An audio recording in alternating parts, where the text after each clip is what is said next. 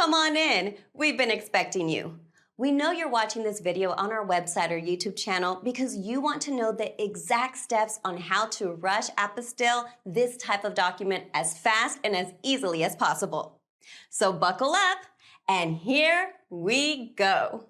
Hi, if you're watching this video right now, it's probably because you're needing to understand where and how you can rush Apostille college records, which are considered a non-recordable document by the Texas Secretary of State. What will it cost? What is the current turnaround and processing times? And what are the exact steps you need to follow to place a Texas Apostille order with us? First, all documents classified by the Texas Secretary of State as non-recordable documents, like college records, cannot be emailed or faxed to us by you to Apostille. But there is one exception to that we'll go over in a minute. You must either mail us or drop off to us the original wet ink signed college records at our main Austin, Texas office. Second, all non-recordable documents must be properly wet ink notarized by a Texas notary. You cannot use a notary from any other state or any other country, only a Texas notary. Then you have two different options on how you want your school document signed and notarized, or school or college records in this case. One must be done by a school official and a notary, and the other way can be done by you and a notary. So you can bypass the school completely. So this page is mostly SEO related. That's called search engine optimization. If you want a specific college record, which are basically a college transcript and a college degree or diploma, just click here. This will walk you through how to do. These are the same thing. They're just a different term. And then right below the college records here, it will be your college transcripts right here. So that's your job. This is basically for more SEO because people search and stuff. Specifically, if you want your diploma, degree, or transcript, go to those pages. It's going to be the same thing, but it just goes into a little bit more detail than I'm going to do on this one.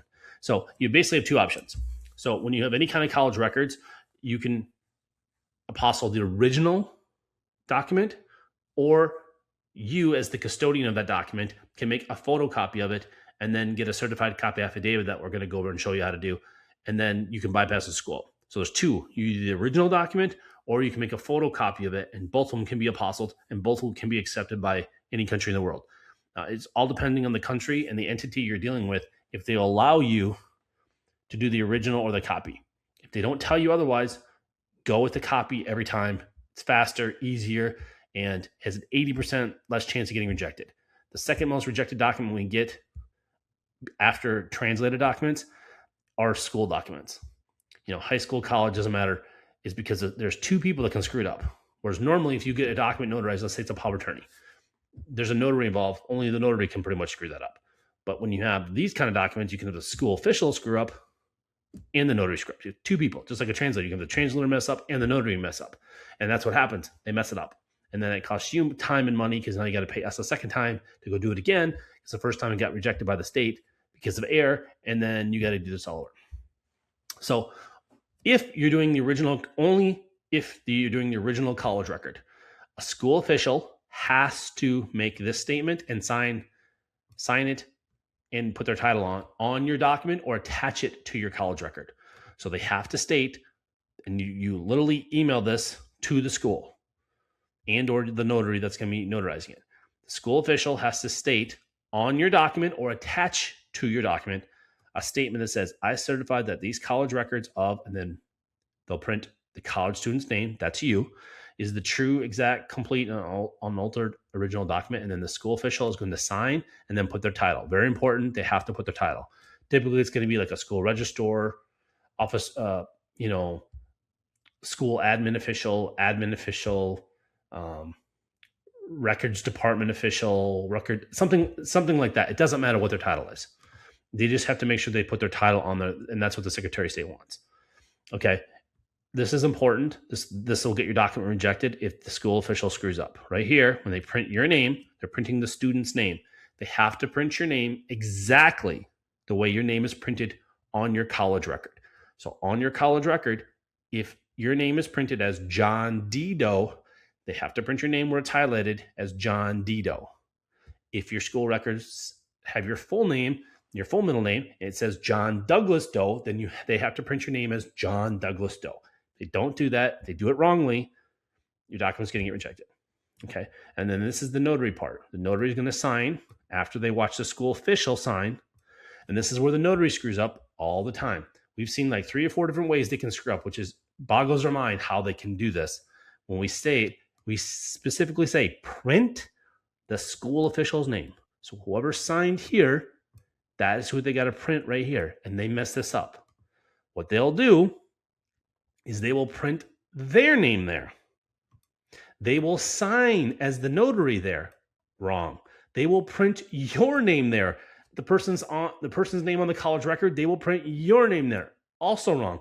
Or they'll have the school official sign their name here. Also wrong. All those will get your document rejected. It's so simple. They just have to read. Is they print a school official, whoever signed this right here, that is who they have to print their name right there. And however your name is signed on your college document or college record, that is how your name has to be printed here by the school official. It's that easy. And all this right here, you just click on this PDF and it will download it for you. And then you just print that off.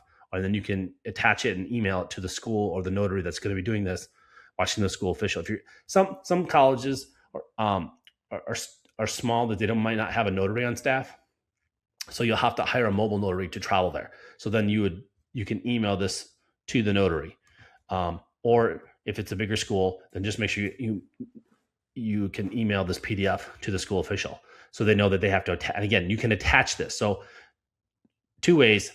I should go over this again. So this verbiage right here, or actually say all this verbiage. So all this right here, you can take your college record and on the back side of it, you can put this on there.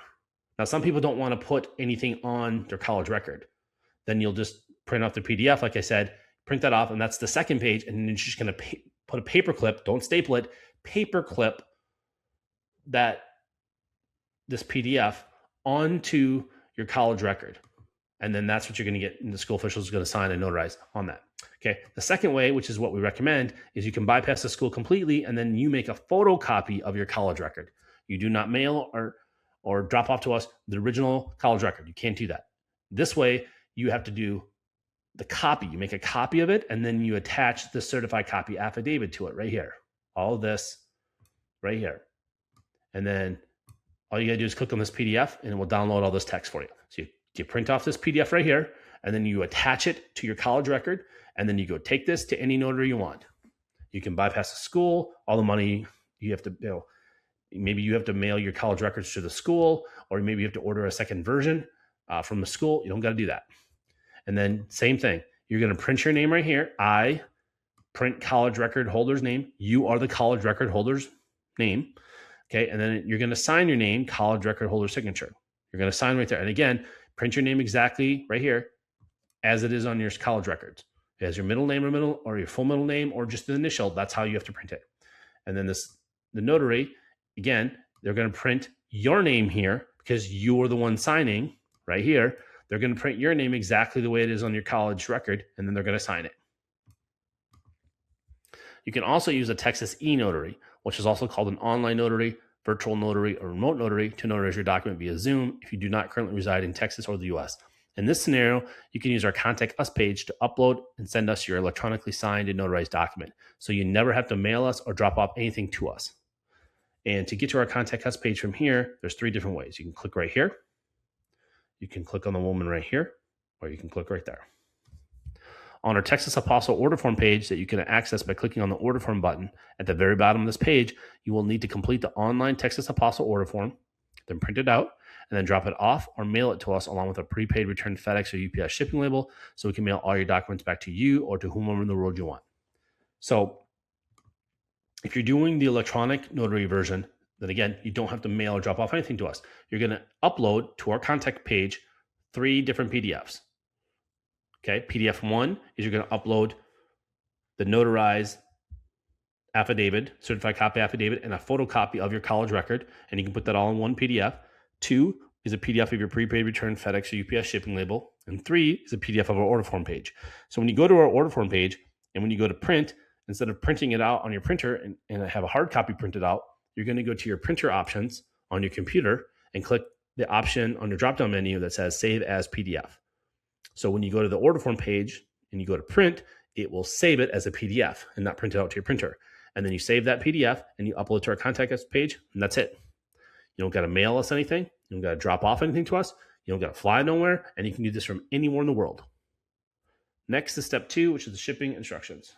This is step 2. I'm going to go over how you're going to get documents to, and we're going to get documents back to you. So the shipping to and from, and how you have to create the shipping labels and what you have to do. So depending if you're getting a state, federal, or embassy level documents apostilled, or all three. If you're going for example, a non-Hague country, you have to go through the legal, that's called the document legalization or attestation process. And if it's a state level document, like say a birth certificate for, let's say, Vietnam or Thailand, you'd have to get it done at the state level of Texas, then the U.S. Department of State, and then the embassy of that country. And that's the third step. So I'm going to go over all that on how you have to do the shipping. So to get your documents to us, there's going to be typically only 2 ways. One, which is the easiest way and what we recommend to 99% of people, and that's you're going to overnight or mail your documents to our Austin address, which is on our order form page and on our shipping instructions. Or if you live in the Austin area, you can drop off your documents to us. Again, it does not speed up the process, which we go over in step 3. It does not speed up the process at all, mailing it or dropping off. It's not a walk-in service. You can't walk into our office and come out with it and getting an apostle. Apostles are only done at the Texas Secretary of State, U.S. Department of State in Washington, D.C., or a consulate or embassy of that foreign country, and we do all the legalizations in our D.C. office at all the foreign embassies in D.C., which is where 99% of all the world foreign embassies are located at. So I'm going to go through what you have to do. So if you're going to mail your documents to us, please do not use the post office. Do not use the United States Post Office. They lose documents constantly. They lose billions of dollars for a reason every year. They are incompetent. They're unreliable. Do not use them. Do not mail your documents to us or have us mail them back to you, because it's usually the tracking is horrible. We recommend only to use FedEx, but if you want FedEx or UPS, or if you're in Europe or in South America or Central America, I know it's big down there in those countries, is DHL. But again, the most reliable and who we recommend, and we ship with them every single day, and we ship up tens of thousands of documents, and we have clients on 6 continents, haven't got Antarctica yet, is FedEx. They are by far the most reliable. If you want your documents not to be damaged or lost, they are the most reliable, and they are the cheapest if you're using documents in the US by far. And I'll give you an example. We ship to our DC office from Austin, Texas. So the middle of Texas, all the way as far as you can possibly go across the country until the Atlantic Ocean to Washington, D.C. It costs us $10.95 to 2-day FedEx documents to our DC office. If we use UPS, same turnaround time, it's over $40. If we use the post office, it's over $20. It's like $23. It's over twice. So if you're using documents, FedEx is so much cheaper than using UPS and the post office for that matter, if you're doing it fast within overnight or 2 days. Most people don't realize that's only if you use the FedEx One option. And our video on our shipping pages, they're going to go through that. I'm going to explain that. So here's the links you're going to click on. So this will do a long video, another 15, 20-minute video. It will walk you through something that FedEx or UPS doesn't even do on their website. We have screenshots and a video walking through the screenshots on how you can create a prepaid return shipping label on FedEx.com or UPS.com from anywhere in the world. So I don't care where you live in the world, you can go online and you can create a prepaid shipping label, and then you can print that out and mail that to us, or you can download it and email the PDF that they give you. It's only a PDF. You cannot give us shipping labels in a Word document or a GIF or a JPEG or whatever it is. You need the original PDF that both UPS and FedEx will give you. When you create it, and you click on these links right here, and they'll show you a video and walk you through screenshots on how you have to do that anywhere you want. Okay. And then if you're doing internationally, you have to do what's usually called a customs invoice or customs receipt that you have to do. You click on these ones, this one for FedEx and this one for UPS, and we already have a pre-filled out for you template that you just got to fill out and then sign your name and date and put the date on it. That's it. It's already done for you. Again, depending on the country, they don't normally need this, but we always do it just in case. We tell you to do it if you're shipping internationally, for shipping your document from the US to another country. For example, Mexico doesn't really care that much, but you can do it anyways, but they don't really care with FedEx. But a lot of the other countries in the world, to get through customs, you're going to make sure you're going to want to have that. Okay. And then the other big thing is you cannot put our name on the shipping label. Let me repeat myself. You cannot put our name, phone number, or address anywhere on your shipping when we're shipping it back to you. That's the shipping to you. So we've apostilled your document, and now you want it to return to you or to a law firm or to another country or a friend or family or coworker or a company or government entity, wherever you want us to send it. You're creating a prepaid shipping label. Okay, you are the importer and you are the shipper. So you cannot have our name on it, because if it goes through customs, we'll get billed for it, and we do get billed for it, hundreds of dollars. That's not ours. So we will not ship your documents back to you if you put our name on it. Okay, think of it like a envelope that you're mailing to somebody. In the upper left-hand corner in the United States, you put the return sender, meaning if the address you send it to it's a wrong address or the post office can't deliver it, they're going to return that mail to you. That's what we're asking for. You just can't put our address on there. You have to put any address. It doesn't matter what it is. You can put your friend, family member, coworker, a business. It doesn't matter. You just can't put our information on there. Again, you can just put yours. That's what people do. You can put your address as the to and the from. So, for example, you're shipping it. You want it shipped back to Europe, let's say. You have a friend or family member in the U.S. You can just use their address. Again, this is only if your document gets returned to you. They need an address to send it back to. Or if it goes through customs, they have to have an address to bill someone if you didn't pay the customs or whatever. Again, it doesn't really matter. You just can't put our address on it. It's real simple. And then again, both of these, you click on this, we'll go through what that means on how to do it.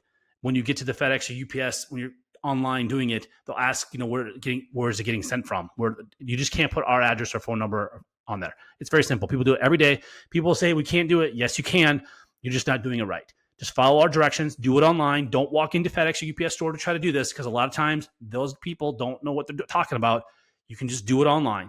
We have it done every single day from every country in the world. You can create the label online, not using our address. Because again, you are creating the label online and you are paying for it, not us. We are just simply dropping it off at FedEx or UPS or DHL for you. So you cannot put our address, because then we technically, in the eyes of FedEx or UPS or DHL, we are the importer. Then we are the shipper. Do you see that all the liability, the legal liability falls onto our company, and we don't. Our legal policy, our company policy, we can't have that. So do not put our address on the shipping labels. Very important. Because we will not ship it 100%. We will not ship it back. We will contact you and say you have to send us a new shipping label. If you have it on there for international orders, our address and phone number and name cannot be on. Specifically, if it's going for international, we will not ship it back. So very important. If you're on a time crunch and you need these documents back, that's going to delay it potentially days for you to get us a new label and us contacting you. So please follow these directions and do not put your our name or address or phone number on this prepaid shipping label. So yeah, that's basically it on shipping. It's, again, very simple. You just give us, again, if you're going to drop off documents to us, make sure you can also drop off to us, and then you can also give us a prepaid shipping label, and we'll ship them back to you. So you drop them off. You don't mail them to us, but you drop them off to us, but you want to mail them back to you. A lot of people do that as well. So you go online, create your shipping label, and when you drive to our Austin locations, you drop off your documents, and then the same day, the next day, 2 days, as we go over in step 3, how long it takes the Secretary of State to issue them, or the federal government, or the embassy, then we'll ship it back to you. So that's about it. Thanks. This is step 3. I'm going to go over the current pricing that we have, and if you're going to drop off documents to us, and our turnaround times that are as of today, November 30th, 2025. So if you're going to drop off documents to us, what you're going to need to do is you're going to need to print off our order form that you do online, which you're going to click down here, right here. By clicking this, you'll go to our order form page, and that's what you're going to fill out online and then print it out. And there's another video there that will go through how to fill out the order form and all that stuff. So if you're going to mail your documents to us, which is what most people do, you print out our order form, and then you send that along with your documents, like we state in step 2, you send it to us. If you're going to drop off your documents to us in person, which does not speed up the process, and I'm going to go over that, if you're going to drop it off in our Austin office, which is the only location, not Houston, not Dallas, only our Austin office, you can drop it off, your documents. So if you live in the Austin area, you need to print off our order form and then bring that in along with your documents. And then I'm going to go over right now our cutoff times.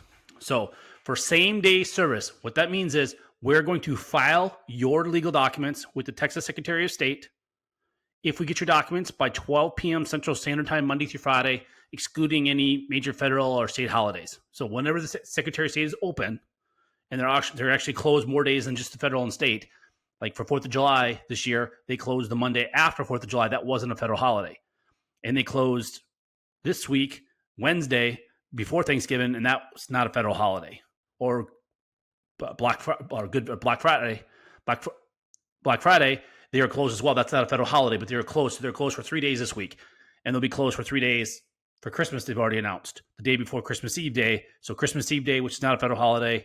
So whenever they're closed, we cannot file your document. Just make sure you know that, so you're aware with the turnaround times. No company can file your documents unless the Secretary of State is open. So I just want to be clear about that. So if we get your documents by 12 o'clock Central Standard Time, Monday through Friday when they're open, we are going to guarantee if we get them by 12 o'clock, we are going to file them with the state of Texas. Then, depending on their turnaround times, they change. We don't control this. No company, no person controls how fast they're going to turn them around.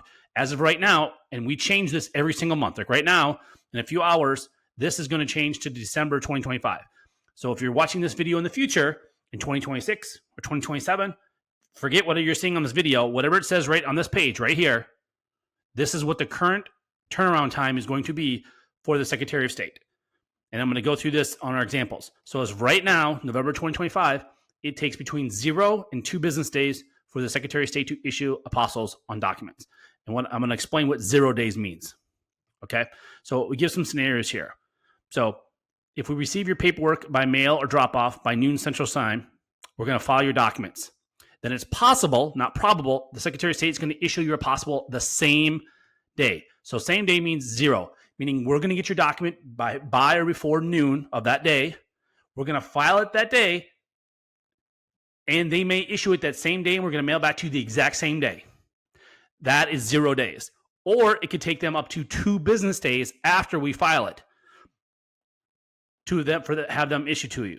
Okay, so I'm going to explain our examples here. So scenario 1, we receive your documents before or by our noon Central Standard Time cutoff time on a Monday, and then we file it that same day.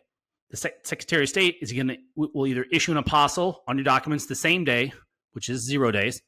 The next business day, they might do it, which is 1 day, or 2 business days. So the worst case scenario, you're going to get it and mail back to you is on Wednesday. So that is the best case scenario if we get your document by 12 o'clock. Okay. Example number 2 is if we get your document after noon Central Time. So if you mail it to us and we get it at 2, 3 o'clock in the afternoon from UPS or FedEx or DHL, or you drop it off at our office at 2, 3, 4, 4:55, we have people right before 5 o'clock drop it off on that same Monday, we're going to file it then we can only file it the next day. We're going to file it the next business day. And then they could issue it that same day. That's 0 days.